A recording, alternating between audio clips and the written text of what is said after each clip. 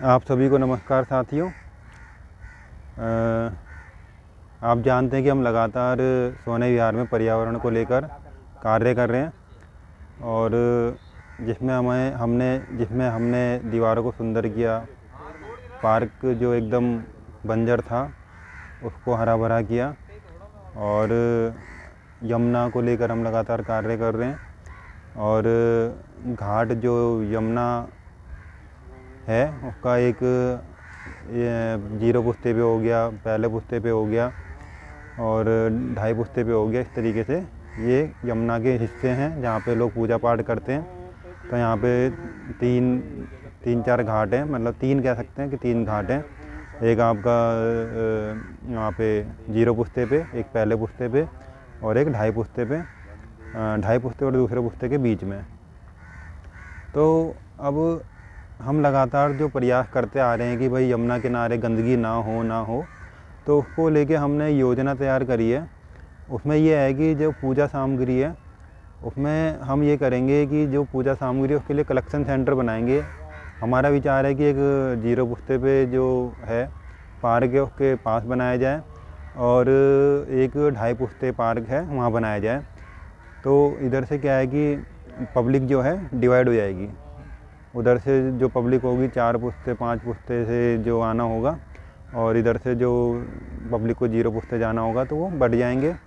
और वो collection centre में क्या किया जाएगा, जो भी पूजा सामग्री लेके आएंगे उनकी पूजा सामग्री को कलेक्ट किया जाएगा।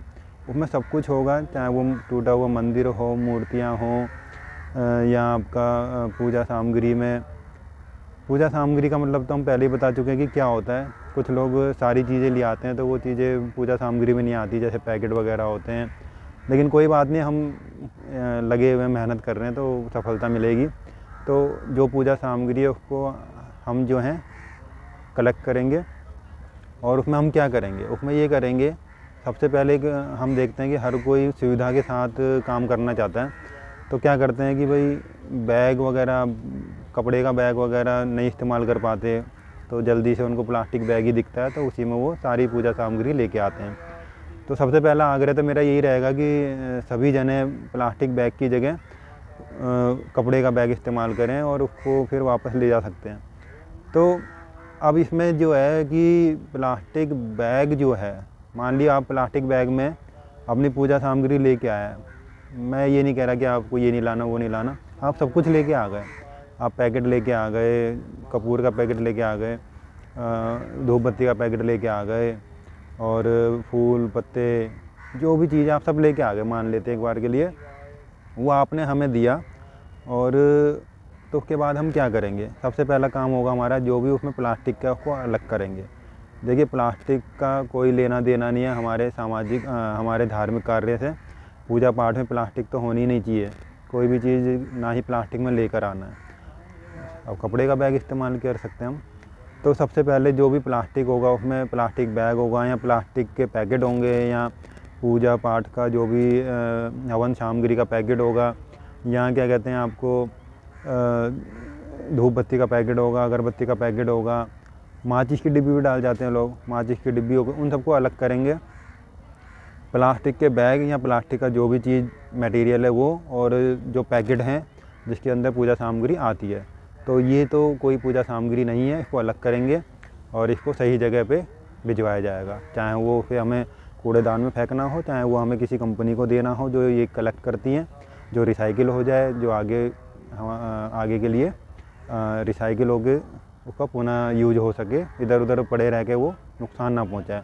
उसके बाद आते हैं जैसे कलश वगैरह रख जाते हैं, तो कलश हमें मिलेंगे तो हम उन जो कलश होंगे उनको हम उसके अंदर मिट्टी वगैरह भर के और उसमें हम तुलसी के पौधे उगाएंगे।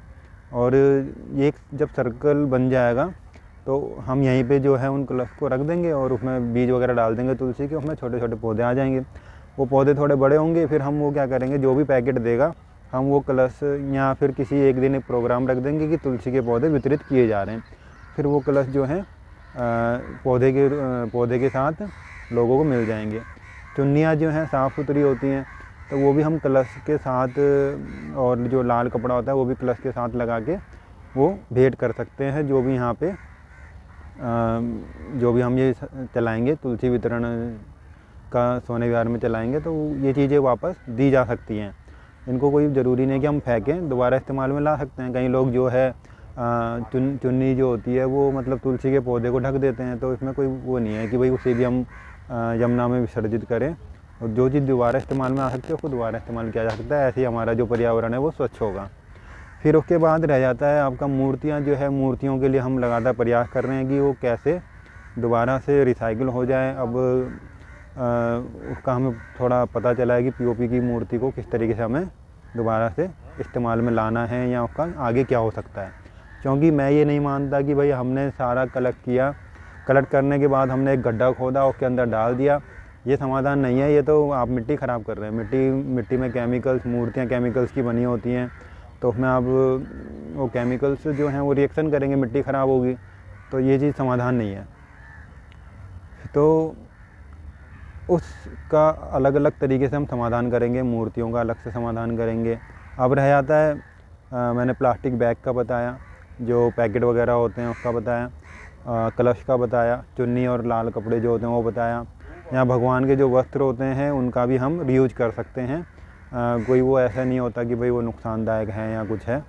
और आपका रह गया जो अब आते हैं मेन पूजा सामग्री, जिसमें फूल होते हैं, आम के पत्ते हो सकते हैं, और जो जोत वगैरह जलाते हैं तो उसकी जो राख होती है वो होती है।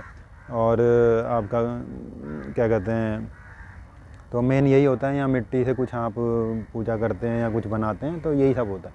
तो ये चीज़ जो है दोबारा से खाद बनाई जा सकती है, या हम उसको डंप कर सकते हैं। हम उसको गड्ढा खोद के एक जगह पे दबा सकते हैं, जिससे क्या होगा कि वो खाद बन जाएगी, हमारा पर्यावरण स्वच्छ रहेगा। मेन है कि ये एक ज़रूरी है कि कोई चीज़ ऐसे ही वेस्ट ना पड़ी रहे और पड़े पड़े वो पर्यावरण को ख़राब ना करे, वो दोबारा से उसका चक्र घूमे।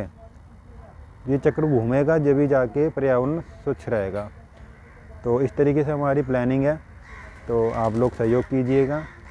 तो हमारा पूरा जो मतलब साथी ये मदद कर सकते हैं कि हमें वन विभाग और फ्लड का सहयोग मिले, तो हम यहीं पे ही काफ़ी अच्छा इंतजाम कर देंगे। हाँ, और एक चीज़ और है, इसमें फ़ंड की ज़रूरत पड़ेगी, तो मेरे ये हाथ जोड़ के विनती है, इस कार्य के लिए फ़ंड ज़रूर आप सहयोग करें, या कोई ऐसा व्यक्ति जो सक्षम है वो इस पूरे प्रोजेक्ट को ले सकता है और इस पर कार्य कर सकता है। ये बहुत ही अच्छा कार्य होगा, सामाजिक कार्य होगा, और यमुना को स्वच्छ रखने का कार्य होगा। तो इसमें जो है, जो सक्षम लोग हैं वो आगे आएँ, और जो भी खर्चा है वो हमसे पूछे कि कहाँ कितना खर्चा होगा, उसका पूरा हम हिसाब देंगे, और उनकी निगरानी में ही सारे काम होंगे। क्योंकि इसमें 1000, 2000 या 3000 से काम नहीं चलेगा। अब जैसे हमने हमारा लक्ष्य था कि भाई 50 सामाजिक व्यक्तियों को जोड़ना, जो मजबूत सामाजिक व्यक्ति, मतलब हमारा यही है कि वो 1000 रुपये साल का सहयोग कर सकते हैं। तो उनके जो 1000 रुपये इस टाइम हमारे साथ जो है 18 के आसपास ऐसे व्यक्ति जुड़े हैं जिन्होंने हमें 1000 रुपये दिए हैं। तो अब उन 1000 रुपये से ही हम कार्य कर रहे हैं। हमने दीवार को सुंदर करा, उन्हीं पैसों से करा। हमने पार्क में जो पानी की सुविधा करवानी थी उसमें भी उन्हीं पैसों से सहयोग करा जितना हो सकता था। और अब ये जो है यमुना घाट के लिए हम उसी फंड में से लगाएंगे, लेकिन वो फंड 3000 ही है भाई। 6-7 कामों के लिए हमने उस 18,000 को बांट दिया, तो वो 3-3 हज़ार रुपये लगभग बनता है। तो 3,000 रुपये में ये इतना बड़ा प्रोजेक्ट चलाना मुश्किल है।